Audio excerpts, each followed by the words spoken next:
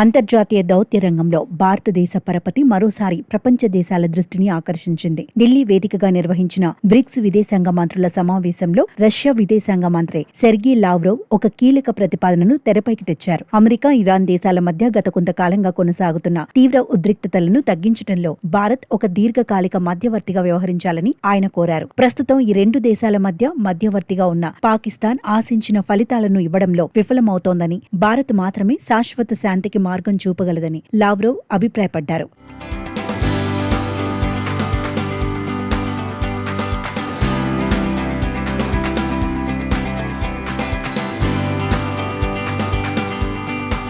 ప్రస్తుతం America, Iran మధ్య రాయబారం నడుపుతున్న పాకిస్తాన్ తీరుపై ఇరాన్ తీవ్ర అసంతృప్తితో ఉంది. పాక్ కేవలం అమెరికా ప్రతిపాదనలను తమపై రుద్దుతోందని, ఇరాన్ వాదనలను ఏమాత్రం పట్టించుకోవటం లేదని ఇరాన్ దౌత్యవేత్తలు ఆరోపిస్తున్నారు. దీనికి తోడు ఇజ్రాయెల్, యుఏఈ వంటి దేశాలు కూడా పాకిస్తాన్ విశ్వసనీయతను శంకిస్తున్నాయి. అమెరికా సెనేటర్ లిండ్సే గ్రాహం వంటి ప్రముఖులు సైతం పాక్ వైఖరిని నమ్మలేమని బహిరంగంగానే పేర్కొన్నారు. తాజాగా ఇరాన్ తన సైనిక విమానాలను అమెరికా దాడుల నుండి రక్షించుకోవడానికి పాక్లోని నూర్ ఖాన్ ఎయిర్ బేస్ ను వాడుకుంటోందన్న వార్తలు రావడం పాకిస్తాన్ను మరింత ఇరకాటంలోకి నెట్టాయి.